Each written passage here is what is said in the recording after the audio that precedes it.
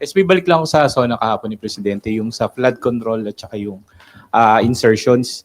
Kayo, ngayon po ay kayo din ay naakusuhan na nasa likod ng 140, Nino. almost 130. Nino. Yung report po na lumabas sa Nino. politiko. Sino nga yung nag-aakusa? Apo. Yung media?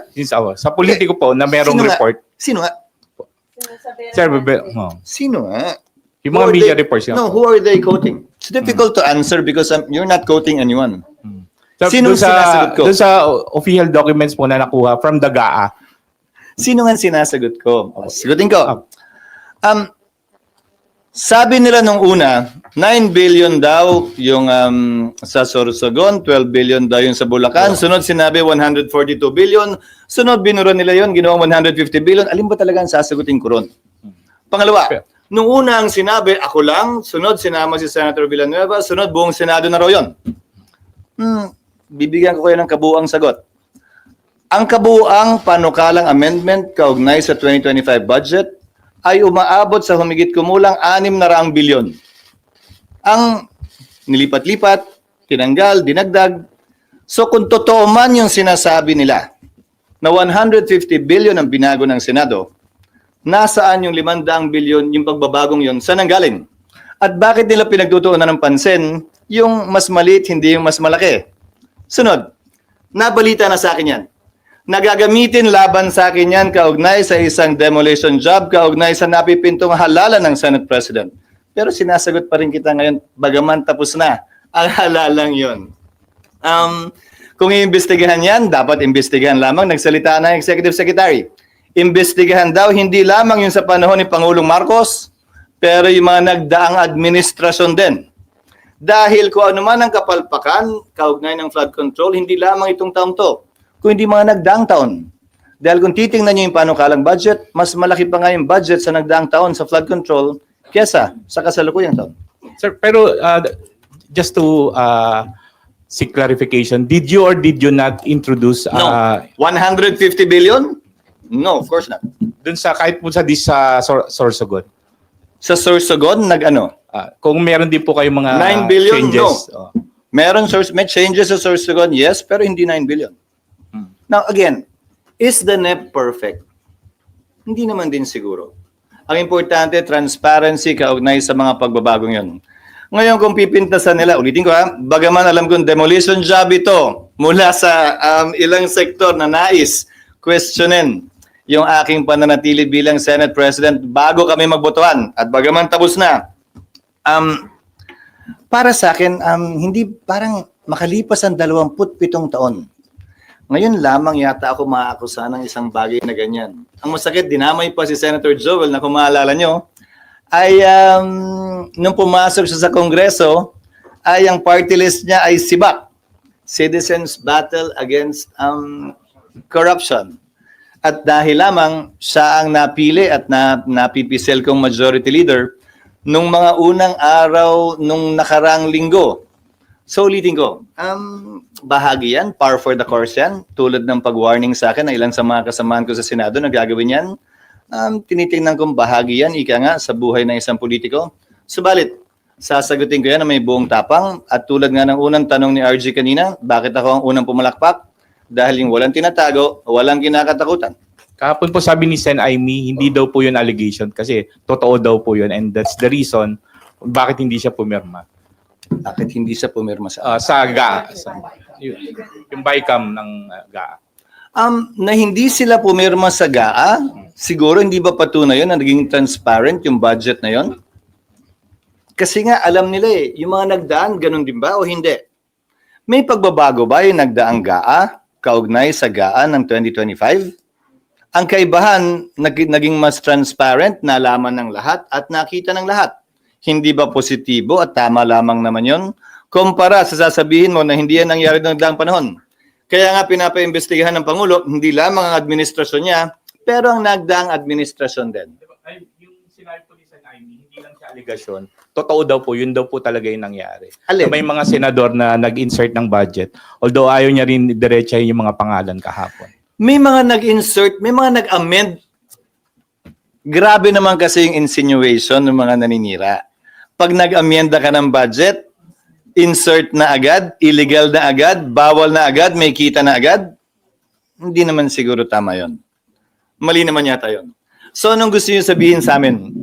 Wala kaming karapatan baguhin yung sinasubmit na panukalang budget ng DBM. Ganun ba yan? Kung ano yung sinubmit ba't pa kami maghihiring? Ba't pa nakalagay sa saligang batas ang power of the purse ay nasa Kongreso? Yun ba yung ibig sabihin mo? Na illegal magbago ng budget? I don't think so. Ang illegal ay pork barrel, which was defined by the Supreme Court as post-enactment intervention. Pakikialam kung paano gagastusin, saan gagastusin ang pondo matapos ito aprubahan. Baka nakakalimutan nyo rin. Bilang finance chairman noon, ako ang kauna-unahang finance chairman na nag-line item ng budget ng DPWH. Bugso ng desisyon ng Korte Suprema kaugnay sa post-enactment intervention of pork barrel. Kung maalala nyo dati, puro lump sum allocations ang nasa budget at sa kauna-unahang pagkakataon na ako'y naging chairman. Doon lamang ni-line item yan. Doon lamang nakita ang mga bagay na yan. So, hindi marapat at hindi makatarungan para sa akin. At bahagi lamang ika nga ng politika at pamumulitika ang mga akusasyong binabato ngayon. Myla. Sino? Senator ano? 600 billion. So, ibig sabihin, sir, Roughly, yung proposed amendments. so Yeah. yung remaining, sir, amendments ng House ba yan? Halo-halo. May amendments din ng mga ang DBM. Kasi may mga errata din na pumapasok, hindi ba? Sa mga nagdaang panahon. Pero sir, Minsan may hinahabol sila na, uy, nagkamali, na madali. Dapat ganito to. Minsan yung mga departments mismo gustong baguhin yung sarili nilang budget. Dahil may nakita silang pagkukulang o nagbago yung priority o may tuloy biglang nasira na kailangan iliko yung pondo ron habang pinag-uusapan yung budget. Marami naman pwedeng panggalingan yung pagbabago. sir, wala kayong idea kung magkano yung amendments sa ginawa ng House, on the part of the House? Attribution is very difficult, Myla, because halimbawa, kung may nag-propose sa komite, tapos yung vice chairman handling the committee adopted the verbal recommendation, the verbal request made in committee, kanino yon? Wala namang parang bill na, di ba? Pero nasa record. Kung gusto mong i-trace, makikita sa record yun na nagpanukala ay itong particular na mababatas na ito at diniscuss yun sa komite. At pagdating ng report ng vice chairman, kinary ng vice chairman yung proposed amendment na yun. At later on, pinagbotohan, kinary ng plenaryo yung proposed amendment na yun. Yes, ma'am.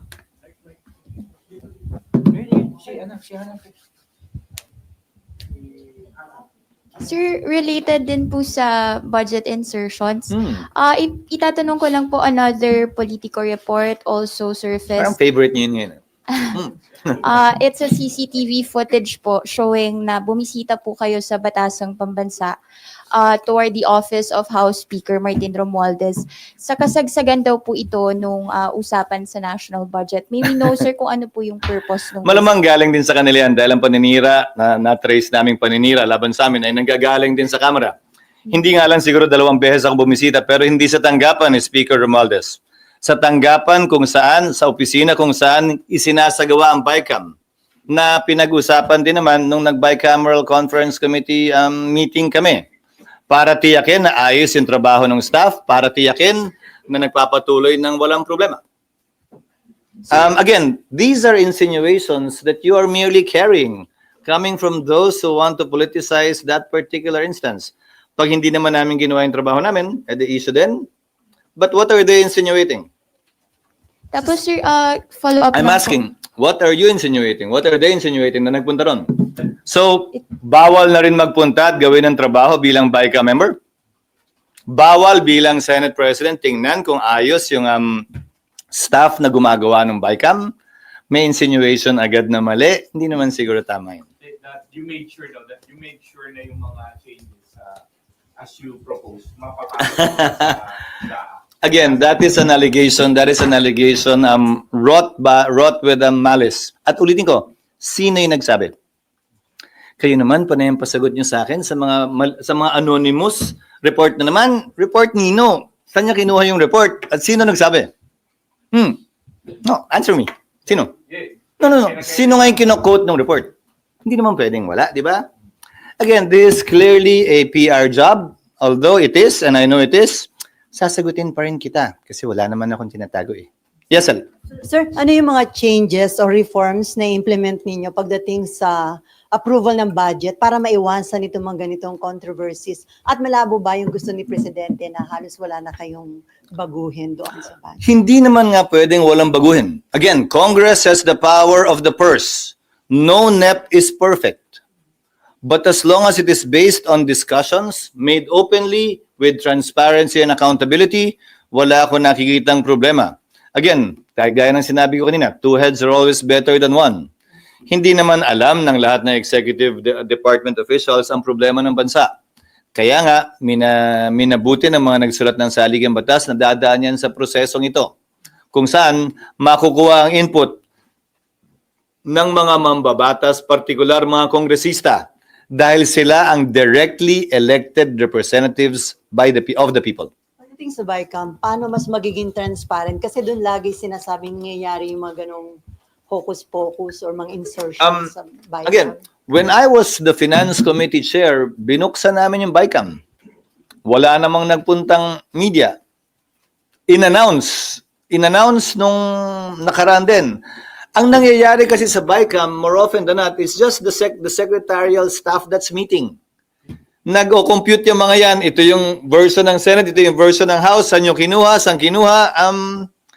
Halos wala namang, it's basically computation of those who are good in the budget. Kahit noon ang BICAM palagi nasa PCA. Sino ba yung matagal na rito? Di ba? Sa PCA, lately ginawang sa House, pero PCA madalas. I think nung time ko, PCA pa din. SP. Na wala namang, Oh. hindi yung actual BICAM. Hindi yung meeting. Yung actual BICAM na puro mga laptop na ang gamit nila, sa PCA usually yun. Hindi, yung meeting lang. Pero yung actual BICAM, yung nag-meet yung House Appropriations Committee at saka Senate Finance Committee, it's basically the staff that's basically reconciling the two different versions. Kasi alam mo, nakita ko yun nung nag-finance chair ako. Ang Senate may dadagdagan na item, pero iba, may pagkukunan siyempre yun. Zero-sum game eh. Ang House may dinagdag at iba rin yung pinagkunan. So kailangan nilang pagtugmain yun. And it's actually a more of a secretarial mathematical job of reconciling the two versions. Tapos pag nangyari yun, ipepresenta na ngayon yun sa respective chairperson para aprubahan yung ni-reconcile nilang version. Sir, para maiwasan yung mga insinuation, mga doon. Pwede ba na ilabas na lang ng Finance Committee Chairman yung listahan ng mga amendments ng bawat senator? Like, kung halimbawa kayo, nagpalagay kayo ng so-and-so amount with the total amount para kita ng lahat. Ginawa ko din yon nung Finance Committee Chairman ako. Papanukala ko rin kay Senator Win ngayon na Finance Committee Chairman na gawin yun. Pero nagawa na rin dati yan na pinanukalang amendment ng bawat isa ay ginawang open. Kaya nga mas gusto ko, di ba, lahat pinagdedebatihan sa plenaryo imbis na sa caucus. Tsaka, Sir, ano yun?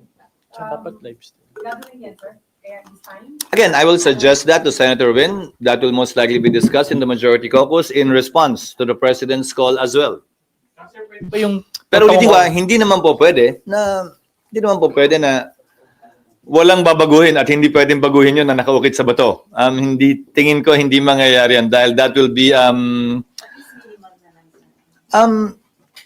depende. Ulitin ko, tama ba lahat na ipapanukala nila? Bigyan ko na halimbawa. Biglang nagbago ang isip ng executive sa 2025 budget at nagsabing dagdagan natin yung combat pay ng ating mga sundalo. Sa halagang, kung hindi ako nagkakamali, 15 ba o 18 bilyon. So bahagi yun sa nabago sa 2025 budget pero nanggaling mismo sa executive yun. Saan ngayon kukunin yun? Sir, parang confidential funds ng OBP, nasa net originally, diba? Yung confidential funds ng sa Tapos tinanggal. Tinanggal na po. Diba? So, sila mismo yung nagpatanggal nun. Diba? So, yung mga pagbabago, marami naman pinanggagalingan. Yon, nagiging transparent din ba yon? Minsan, yung mga secretary, makikipag-appointment na lang bigla. Hindi ba? At hihilingin na lang sa isang senador, tapos yung senador, sasabihin na lang dun sa isa. Sana, pag may magbabago mula sa executive, ganun din ang maging panuntunan. Maging transparent din yung mga pagbabagong nagmumula mismo sa kanila. Kasi sinabihan ko din siya, nung nakausap kami, ilang linggo na nakalilipas, na kung gusto niyong panindigan yung budget para hindi na masyadong magulo, sabihan niyo yung inyong mga kalihim at head of office na wag nang maglako dito sa Senado at sa Kongreso ng dagdag na pondo dahil dapat hindi ba dumaan na yan sa masusing proseso. The budget call of the executive is always in the second month of the year, February. So isipin niyo, March, April, May, June. 4 na buwan yan na duman dapat sa butas ng karayom bago isumite ng presidente pag-deliver niya ng SONA, ang NEP ng executive branch. So sana wala na masyado ring pressure o mga request mula sa executive branch din. Make it public, sir, pag may cabinet members na humihirit ng additional funds. Same, sabi ko nga, dapat pareho ang panuntunan. So yung BICAM, pwede ba yun naka-live stream katulad nung kapag may budget hearings? Kasi pag BICAM naman, pinapatawag lang yung media kapag nag-opening. Tapos pag nagkamayan sa dulo. Pero yung pinapaalis kami sa kwarto kapag nagsimula na talaga yung totoong meeting among the panel members. Kasi nga, ang karanasan ko, nung finance chairman ako, ang karanasan ko ay it's basically a reconciliation of the different items na tinanggalan at dinagdagan ng magkabilang panel. Tapos, pagpapasahan yon ng tinatawag nilang small committee ng both houses, di ba? So, kung may gagawin transparent, dapat gawin transparent yung pagpupulong na yon ng mini o ng big BICAM. Pero yung actual act of reconciling, yun ang mas matagal eh. Siguro mga 2 linggo yun eh. Nahahanapin nila saan kinuha ng house to, saan binawas to, kukumpara mo sa NEP, kukumpara mo sa GAB. That is the more tedious job being done by the secretariat na mabigat actually pagdating sa BICAM.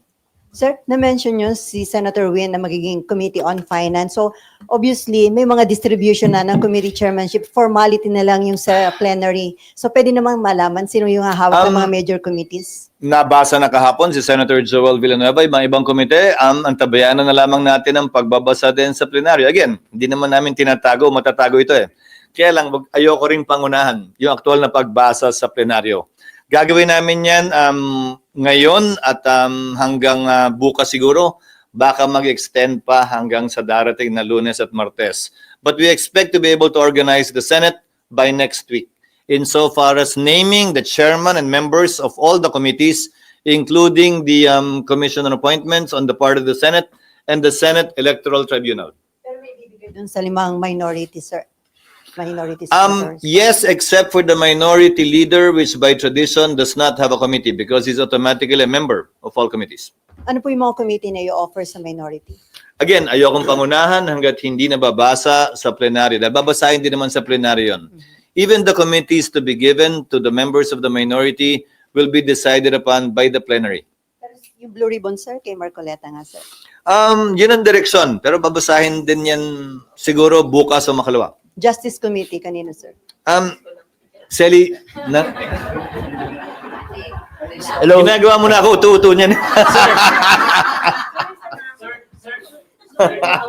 Sir, clarify lang. Ano? Ang ganda nito ah. Sir, clarify lang. So, dun sa mga in-insert nyong under ng Nandun ka budget- pa? Isa lang, sir. Sa mga insertion ng budget, wala talaga kayong ibinulsa or meron? Wala. Kaya nga, gaya ng sinabi, gaya nga ng unang tanong kanina, ayan na naman kayo, tatanungin niyo ako ng ganyan tanong, tapos i-quote niyo ako ng base sa tanong ninyo. I think that's an unfair thing to do, quite frankly.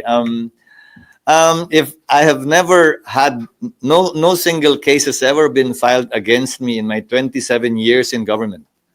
Not only as a member of Congress, not only as a member of the Senate, but also even as a governor of our province where we implemented projects. Now, to answer your questions directly with respect to that, sorry huling nagbaha ng matindi sa lalawigan ng Sorsogon, sisang pa, taong 1987. So, excuse me, nagbabaha man sa amin, nakita namin yung dahilan, masyado nang mababaw yung ilog, so dinredging namin, hindi flood control at no expense to government, gamit lamang ang equipment ng probinsya, na wala din agad yung baha na naranasan namin kapag malakas ang buhos ng ulan nung nagdaang Oktubre. Sir, hindi nabanggit yung online gambling sa SONA ni President. Missed opportunity ba yun? Narinig ko yung komentaryo ng iba. Alam mo, sa dami ng mambabatas, may kanya-kanya tayong advocacy ang gusto nating mapakinggan sa SONA ng Presidente. Gusto ba natin 3 oras yung SONA ng Presidente? Ulitin ko, minabuti ng Pangulo na tutukan lamang yung social services. Yun ang tila-tila tema ng kanyang talumpati. Hindi ba? Siguro may ibang pagkakataon na pwedeng matalakay pa ng Pangulong yan. Pero hindi siya missed opportunity because every time the President has an interview, media can always ask him about his position on that. So siguro may nabuti lang niya na i-focus yung kanyang SONA dun sa mga bagay na yun. Imbis na sa banggitin pa, parang chapsuy, yung bagay na yun. Sir, isa pa sa ipopropose nyo sa NEDAC na maging priority bill, ang ng priority tungkol dun na sa online gambling. Pag-uusapan namin, hindi ako isa sa mga author nun, so dapat mga author ang magpanukala nun at pag-uusapan namin mamaya yun.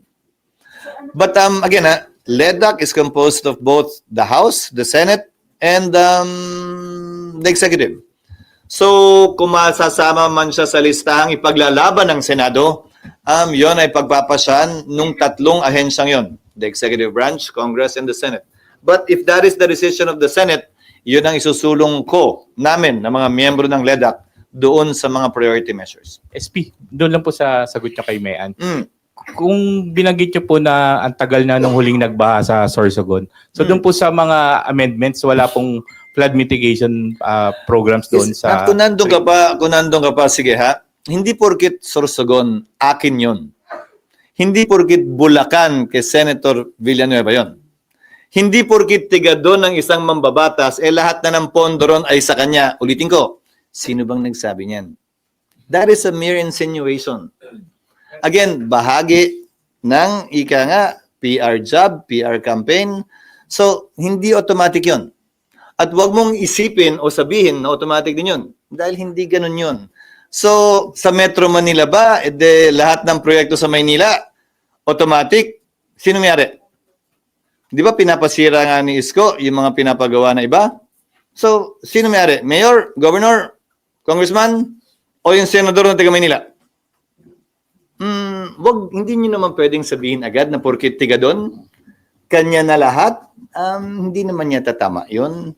That is why, especially in the case of Senator Villanueva, it's so unfair to say that, to allege or even insinuate na lahat yun ay kanya. Hindi naman tama yun. That is an unfair accusation and an unfair insinuation to make. And sir, with due respect lang din po, yung pork barrel scam cases, it all stem from anonymous sources ng PDI. Ano? Sir, yung pork barrel scam cases also came from anonymous sources, reports, media reports, actually from expose ng PDI. Ikaw naman ang layo na nilukso mo. No, Yung pork barrel scam cases, sorry, may whistleblower. May witness yun at may nagsasalita at nag-aakusa. Pinaglalaban pa talaga yan. Yes, what else? Pero sir, may info ka kung sino yung behind dun sa PR job against you? At the right time when we have already sufficient sources, sufficient basis, we might name that person. Pero sa tagal ko kasi sa politika, parang kasama na lang yan eh. Pero sabi nyo, SP from Kamara. Ano? Galing Kamara, sabi nyo po kanina. Congressman. Malamang yun ang direksyong tinuturo ng mga sources namin. Are you considering legal action? I've never done that. In my 27 years in government, this is not the first time I'm being accused of something. And then sir, ano yung iba pang mga proposed bill na isusulong nyo para makatugon dun sa mga promises ni PBBM sa kanyang SONA kahapon? Aside dun sa I think that most should come from the administration. Actually, kung may isang inaantabayanan sana ako, ano yung mga panukalang batas na hihilingin niya? Isa lang ang narinig ko, kaugnay sa kapangyarihan ng NFA. Para magawa niya yung trabaho niya sa pagpapababa at pagtamang pagtsempo ng pag-import ng bigas para hindi maapektuhan yung ating mga magsasaka. Pero yun lang yung yun lang yung parang na-note ko na hiningi niyang legislation. Hindi naman namin trabaho na ipatupad yung iba dahil karamihan is only with respect to enforcement of the existing laws. So may patanong lang from Babylin, pwede daw bang i-lifestyle check yung mga mababatas, lalo na yung mga miyembro daw ng BICAM sa national body? May ongoing may batas na nagbibigay ng kapangyarihan sa pamahalaan na gawin yan, and I think everyone should be open to a lifestyle check when it comes to that. Whether may allegation ng ganyan o wala. Basta sigurado ako, wala akong bahay sa Forbes o sa Dasmariñas at wala rin akong Rolls-Royce o Ferrari. Kaya nga isa ako sa mga unang tumayo tulad ng pagsimula natin at pumalakpak nung may binanggit si Pangulo kaugnay sa corruption. Ha? Nasa kotse pa nga lang tayo, wala pa tayo doon sa level na yun.